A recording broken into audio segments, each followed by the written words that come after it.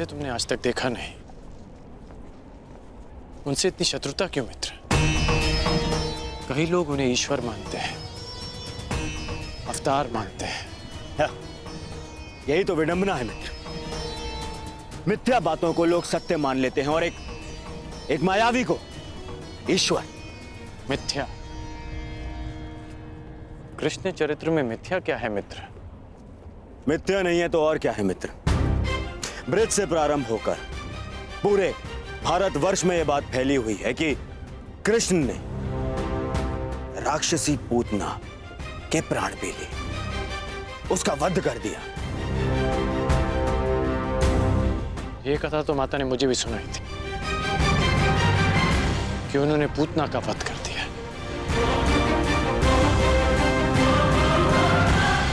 तुम ही बताओ मित्र, एक दूध मुहा बालक कैसे एक मायावनी राक्षसी का वध कर सकता है? एक दिव्य आत्मा के लिए, एक अवतार के लिए यह संभव भी नहीं मित्र। अच्छा, फिर तो तुम्हें उस कथा में भी विश्वास होगा कि घुटने पे चलते हुए कृष्ण ने अपने मुख में अपनी माता यशोदा को पूरे ब्रह्मांड के दर्शन करवा दिए।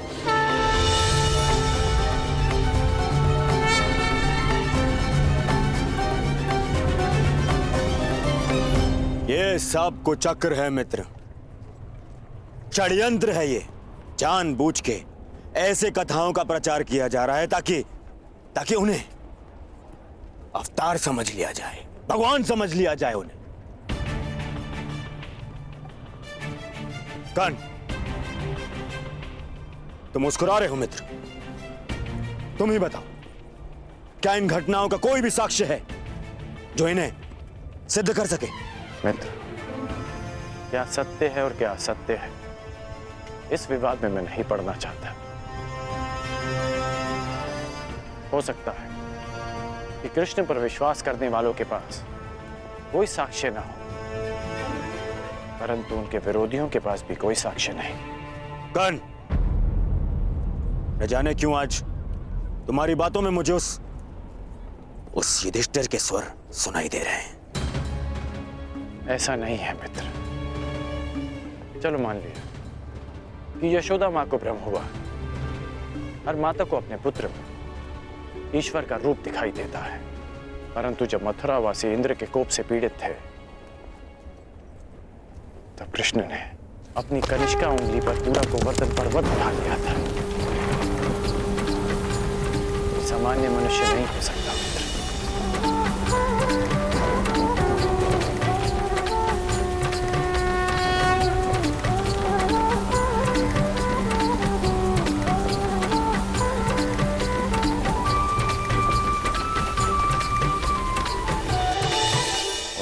मर्दन,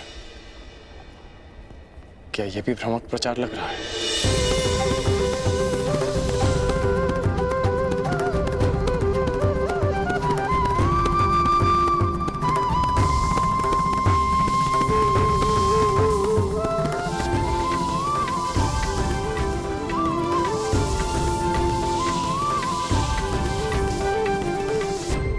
और कालिया मर्दन,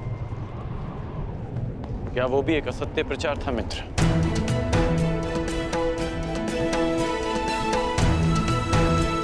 उस महाविषधारी, महाशक्तिशाली सर्प का अंत करने वाला एक सामान्य मनुष्य नहीं हो सकता मित्र। इंद्र को परास्त कर देने से कोई ईश्वर नहीं बन जाता मित्र। तुमने भी तो इंद्र को परास्त किया, परंतु तुम्हारा कोई भक्त नहीं, तुम्हें कोई ईश्वर नहीं मानता। उल्टा बचपन से लेकर रंगभूमि तक तुम्हें तो संघर्ष करना पड़ा है। और विष से बच पाना कोई चमत्कार नहीं है मित्र। मैं भी बचपन से धीमे विष पे पला, तो क्या मैं स्वयं को अवतार घोषित कर दूं? तो तुम्हें लगता है कि कृष्ण ने ऐसा कुछ नहीं किया जो उन्हें एक सामान्य मनुष्य से ऊपर कर देता है? क्या कंस का वध कर पाना एक सामान्य मनुष्य के लिए संभव? तुम ही बताओ मित्र। हाँ, ये मैं मानता हूं एक ग्वाले के लिए कंस वध करना बड़ी उपलब्धि है, परंतु इसे हम एक ग्वाले की शक्ति कह सकते हैं, कोई ईश्वरी चमत्कार नहीं। तुम तो कृष्ण की हर उपलब्धि पर प्रश्न उठा रहे हो मित्र। हाँ, क्योंकि वो एक छलिया है, छल करने वाला, माया करने वाला, और कुछ नहीं। छलिया कहो या माया भी, परंतु उन्होंने जो किया अपने लोगों के शुभ के लिए, अपने लोगों के उत्थान के लिए किया। मेरी तो बचपन की इच्छा थी कि मेरी उनसे भेंट हो।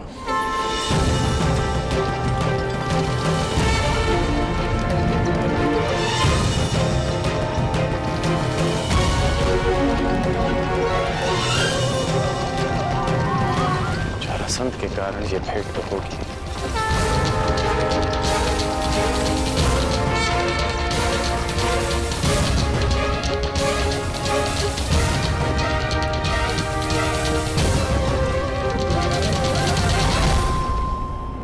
युद्ध क्षेत्र में इसकी मैंने कभी कल्पना नहीं की थी। मित्र, मत भूलो कि तुम्हें अपने वचन के लिए उस कृष्ण से युद्ध करना है, और अपने शत्रु से इतना प्रभावित होना विजय का लक्षण नहीं है। वो मायावी है, तुम्हारे भ्रम को तुम्हारे विरुद्ध अस्त्र बनाकर तुम्हें पराजित कर सकता है।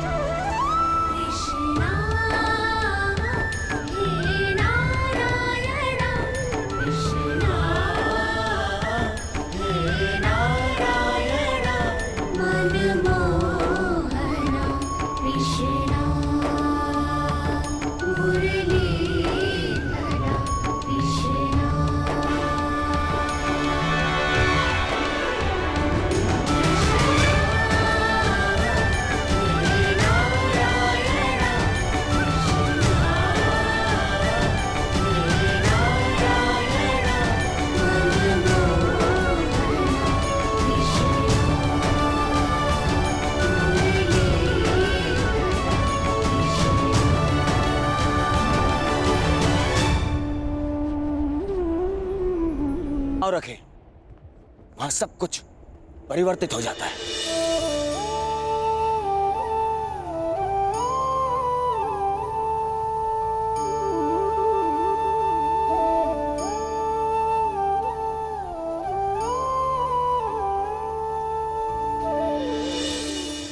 वो कब, कहां, किसके पास, किस रूप में पहुंच जाए, यह अनुमान लगाना कठिन है मित्र। तुम्हें उसकी माया से सावधान रहना होगा।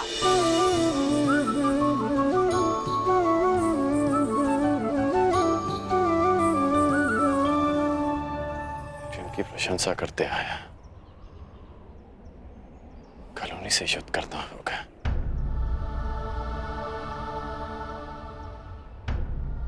समझ नहीं आता कि क्या करूं।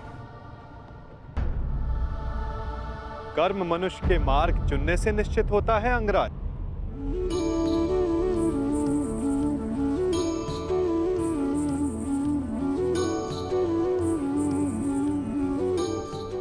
प्रश्न ये करना चाहिए कि मार्ग कौन सा चुना जाए।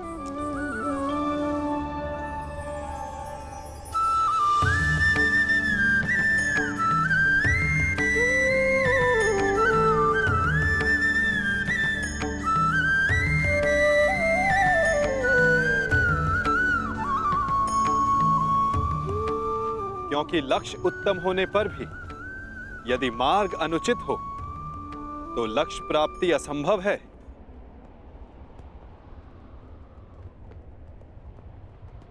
चुनने की कला धनुर्विद्या से अधिक कठिन है अंगराज।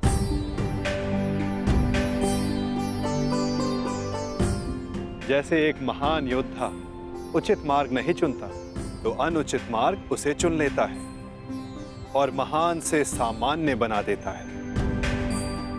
इसीलिए युद्ध, मित्र और शत्रु चुनने में सावधान रहना चाहिए।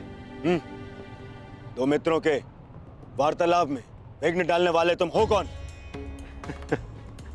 मैं कौन हूं वो महत्वपूर्ण नहीं, मैं क्या करने आया हूं वो महत्वपूर्ण है। हमारे कर्म ही हमारा परिचय बनते हैं। परिचय दो अपना। क्यों आए हो यहाँ? मैं नटवर हूं, महाराज जरासंध का दूत। अंगराज को उनके लक्ष्य तक पहुंचाने आया हूं, वहां ले जाने आया हूं जहां उन्हें होना चाहिए। बस, एक राजा को लाने के लिए एक राजा ही आए, यही उचित है। जाओ और जाके कह दो जरासंध से, जब तक वो स्वयं कर्ण को लेने नहीं आएगा, अंगराज कर्ण कहीं नहीं जाएगा। एक राजा को लाने के लिए जरासंध ने दूत भेजा।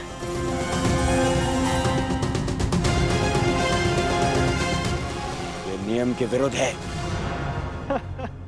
नियमों के विषय में हस्तिनापुर के महान राजकुमार दुर्योधन ने एक बात कही है। क्या वो बात आपने नहीं सुनी? क्यों? क्या कहा है कुमार दुर्योधन? यही कि नियम वो बनाते हैं जो शासन करते हैं और उनको अपने बनाए हुए नियमों को पालन करने का बंधन नहीं होता। जिस तरह एक नदी अपना मार्ग चुनने से पूर्व किसी से पूछती नहीं, उसी तरह एक शासक अपने बनाए हुए नियमों को बदल सकता है। अब आप ही बताइए महोदय, क्या राजकुमार दुर्योधन ने कुछ अनुचित कहा?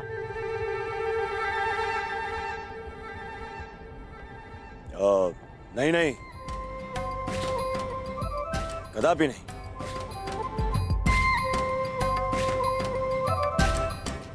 दूत का कार्य है संदेश देना अंगराज, परंतु फिर से कहूंगा, चयन करने का उत्तरदायित्व तो आपका है। आप मेरे साथ आना चुनते हैं या नहीं, ये तो आप पर निर्भर करता है। कर्ण ने यदि कुछ चुना है तो केवल अपने वचन का पालन करना है। मैं तुम्हारे साथ आऊंगा दूत।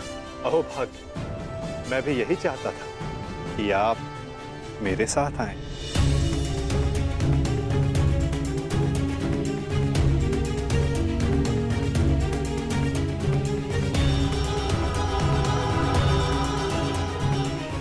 जाओ मित्र, मुझे भी हस्तिनापुर जाना है एक आवश्यक कार्य के लिए। एक उक्ति आपके लिए भी है राजकुमार। ईर्ष्या की अग्नि सबसे पहले ईर्ष्यालु को जलाती है।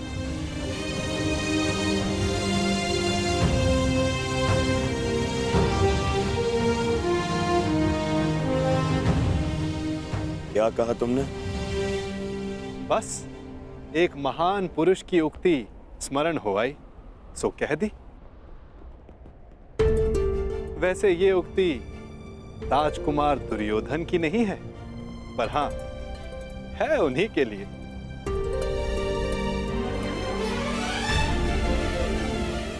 आपका दूत आपकी प्रतीक्षा कर रहा है अंगराज।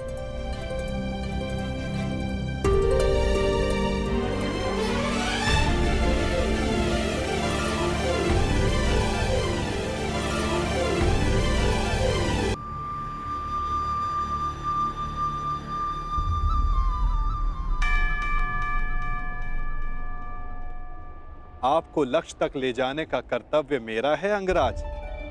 इसलिए रथ के अश्वों को किस दिशा में लेकर जाना है वो मेरे हाथों में। मैं अपना रथ स्वयं चलाना जानता हूं। जानता हूं, परंतु आज आपका सारथी बनने का अधिकार मेरा है। हाँ, अगली बार मैं ऐसा कर पाऊंगा या नहीं, ये निर्णय तो आपका कर्म और आपका चुनाव करेगा अंगराज।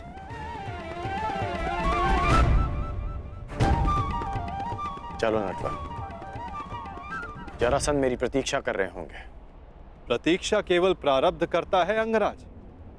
कल को प्रारब्ध क्या रूप लेकर आए ये किसी को नहीं पता। कभी कभी हम किसी और लक्ष्य की कामना करते हैं और हमें कोई और लक्ष्य चुन लेता है।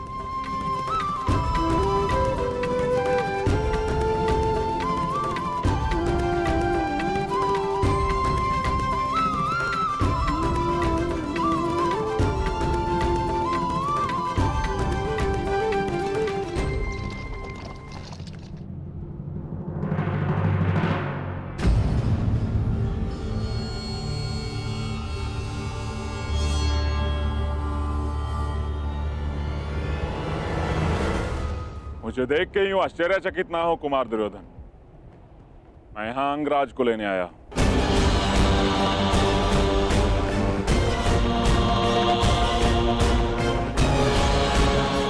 परंतु अभी अभी आपका दूत कर्ण को अपने साथ में लेकर गया। दूत? परंतु मैंने तो कोई दूत नहीं भेजा। एक राजा को स्वयं राजा लेने आएगा, यही नियम है। नहीं भेजा? फिर वो कौन था जो कर्ण को ले गया?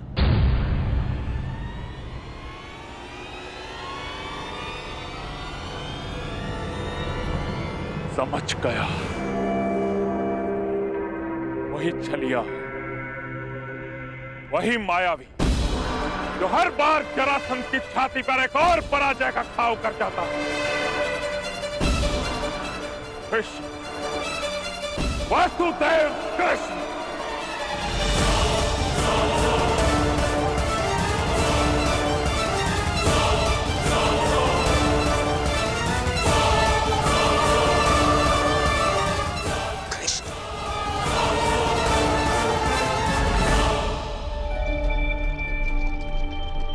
बहुत अच्छी बात कही तुमने कि यदि उचित मार्ग ना चुनो तो अनुचित मार्ग हमें चुन लेता है। किसने कही हैं ये पंक्तियां? अंगराज प्यासा नदी का मीठा पानी पीता है, उसके उद्गम की खोज नहीं करता। भूखा मीठा फल खाता है, वो फल किस पेड़ पर था उस पर शोध नहीं करता। ठीक उसी प्रकार किसने क्या कहा है वो महत्वपूर्ण नहीं, महत्वपूर्ण कुछ है तो ये कि कही गई बात समझ में आई या नहीं। किसने कहा है उसे ढूंढने निकलोगे तो समझ नहीं आएगा कि क्या करना है। समझ गए ना?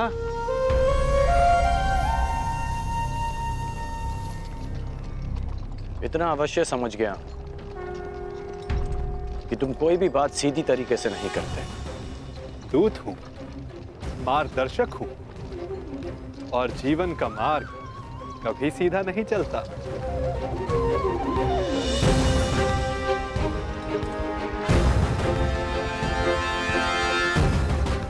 पहले भी मैं मगध सीमा आ चुका हूं, परंतु ये मार्ग भिन्न क्यों लग रहा है? निसंदेह आपकी यात्रा इस युग की सबसे रोचक यात्रा होगी अंगराज। इसीलिए इस यात्रा में आपका सहयात्री बनना चुना है मैंने।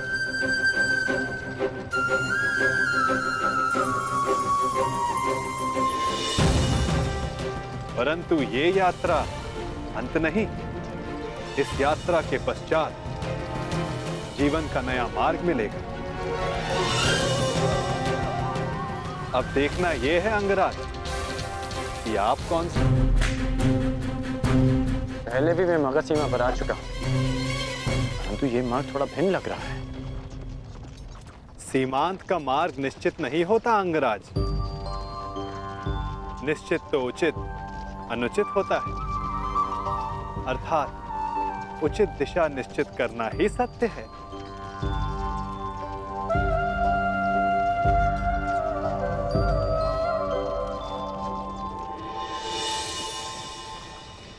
मन की शुद्धि के लिए आवश्यक है कि उत्सुकता के वेग को रोका ना जाए। प्रश्न नहीं करोगे तो उत्तर कैसे पाओगे? तुम्हें कैसे पता कि मैं कुछ पूछना चाहता हूं? एक माता को कैसे पता होता है कि आज उसके बालक को क्या खाना है? एक ढाल को कैसे पता होता है कि तलवार किस ओर से आनी है? ये मन की भाषा है अंगराज। अपना मन सचेत हो तो दूसरे का मन पढ़ना कठिन नहीं। तो तुम मन की बातें भी पढ़ लेते हो?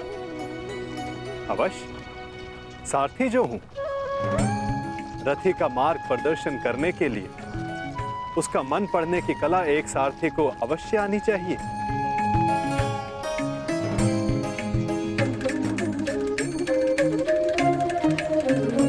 वैसे युद्ध करने में बहुत कुशल होना अंगराज? ये क्यों पूछा तुमने? ऐसे ही जो वासुदेव से युद्ध करने को उपस्थित हो, उसका युद्ध कौशल तो विलक्षण होना चाहिए।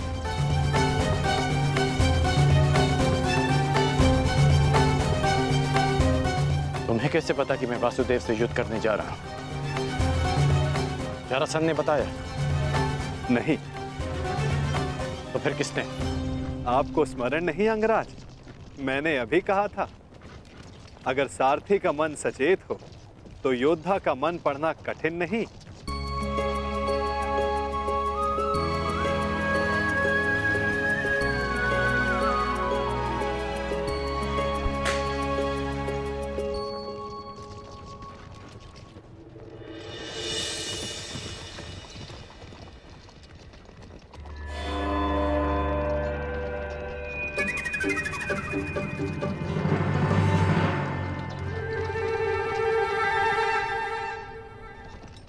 सारथी, और तीव्र और तेज चलाओ।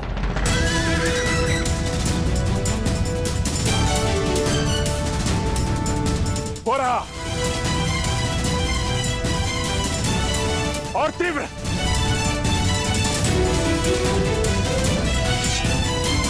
जरासंध को एक बार और मूर्ख नहीं बना सकता ये वासुदेव। और तीव्र।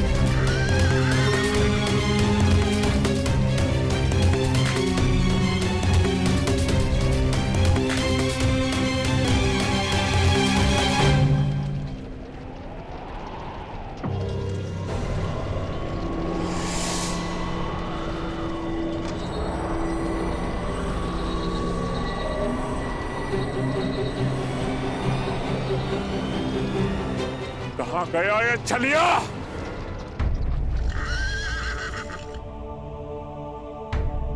अब ये रथ क्यों रोक दिया?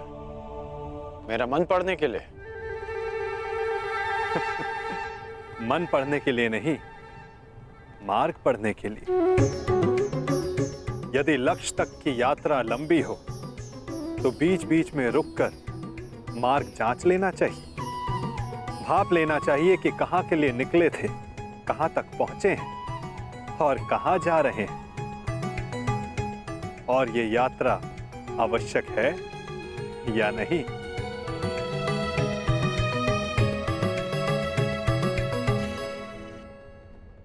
सारथी, रोको रथ, रथ रोको।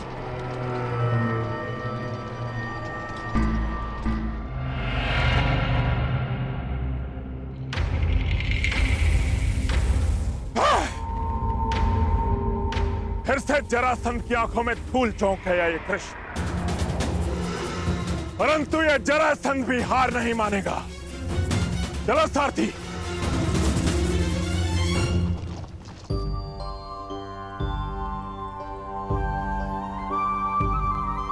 यदि मार्ग की जांच कर ली हो तो प्रस्थान करें। रथी को समय पर लक्ष्य तक पहुंचाना भी सारथी का ही कर्तव्य है। सत्य कहा आपने, परंतु एक बार पुनः विचार कर लीजिए अंगराज। अर्थात मैं इंद्र का सारथी नहीं कि मैं जल और वायु पर भी रथ चला सकूं। सामने देखिए अंगराज।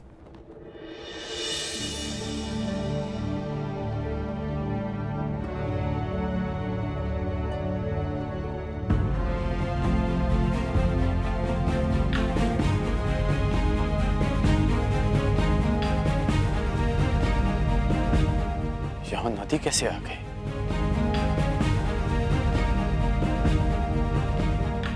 और मैंने इसे पहले क्यों नहीं देखा? नदी हमारे मार्ग में नहीं आई है अंगराज, हम नदी के मार्ग में आए हैं। अब सोचना यह है कि इस बाधा को कैसे पार करेंगे आप।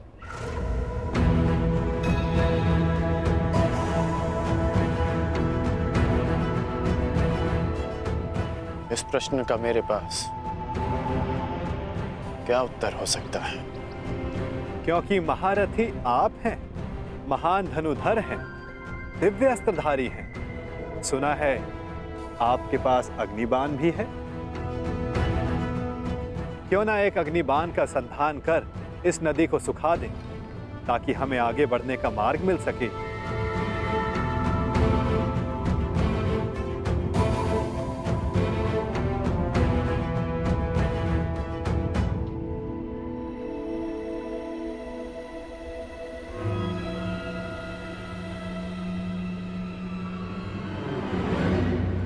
आपके लिए समय से ज्यादा महत्वपूर्ण और कुछ है?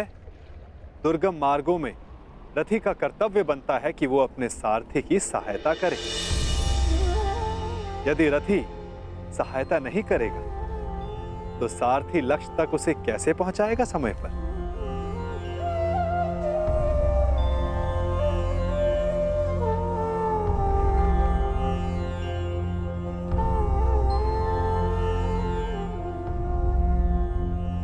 यदि लक्ष्य तक की यात्रा लंबी हो तो बीच बीच में रुककर मार्ग जांच लेना चाहिए।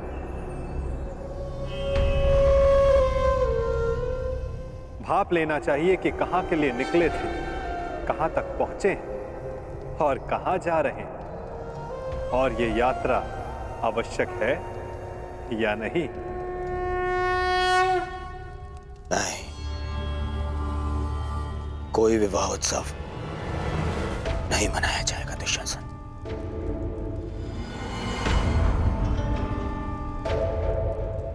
दुर्योधन तब उत्सव मनाएगा जब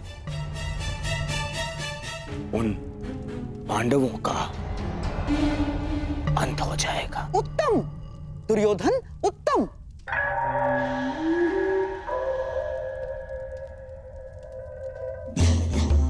जो अपने लक्ष्य तक पहुंचने से पहले उत्सव नहीं मनाते, वो शीघ्र ही लक्ष्य साधते हैं।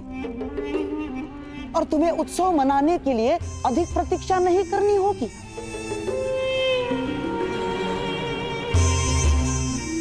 पुरोचन अधिकतम अगली पूर्णिमा तक लाक्षागृह का निर्माण कर ही देगा। तो बस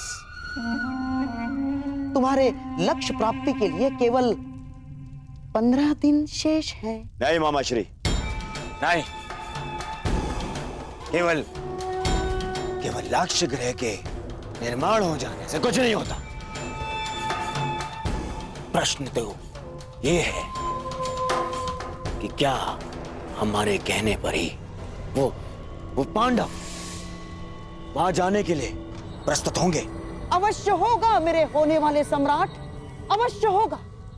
विशेषकर तब जब वर्णावत में हस्तिनापुर के युवराज का सम्मान और सत्कार करने के लिए वहां उन्हें बुलाया जाएगा।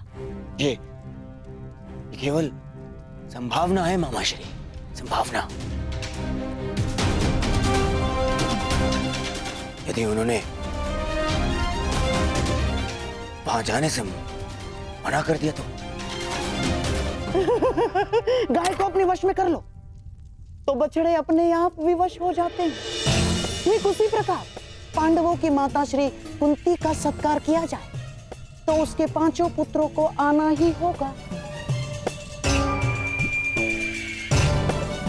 यदि वो 5 उंगलियां हैं तो कुंती उनका शरीर है, शरीर। वो जहां जाएगी ये 5 उसके साथ जाएंगे ही।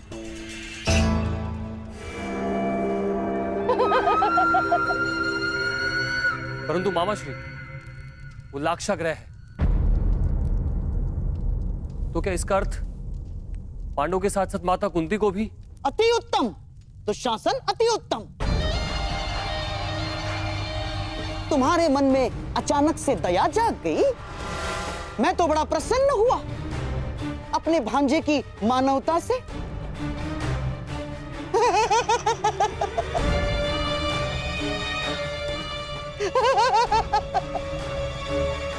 राजनीति में चने के साथ साथ घुन को भी पिसना होता है दुशासन। और हां, कुंती तो तुम्हारी माता समान है, तो उसे अपने पुत्रों के वियोग में व्यथित होने दोगे? क्यों ना उसके पुत्रों के साथ ही उसके आने वाले कष्टों का भी समापन कर दिया जाए।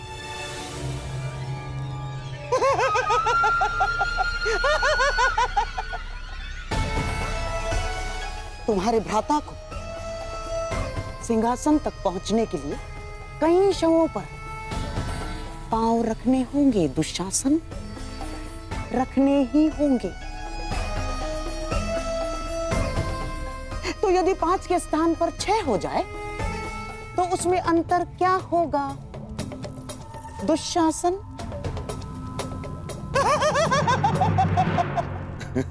उचित उचित उचित कहा मामाश्री आपने?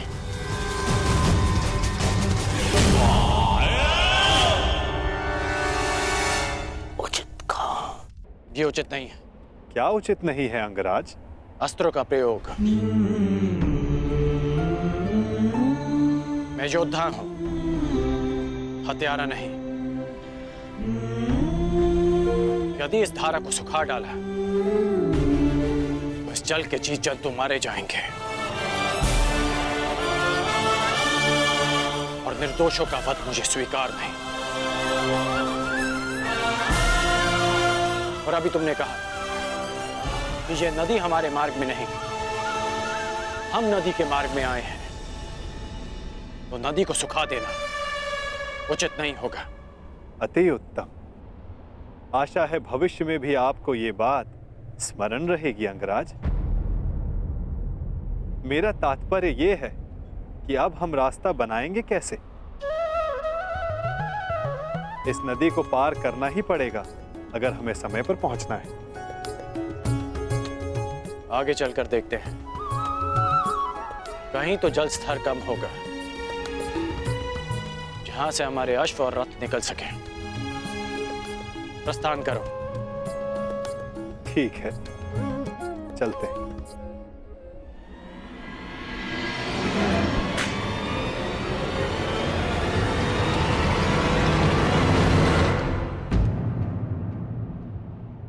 अंगराज, लगता है हम दलदल में फंस गए। हमारा रथ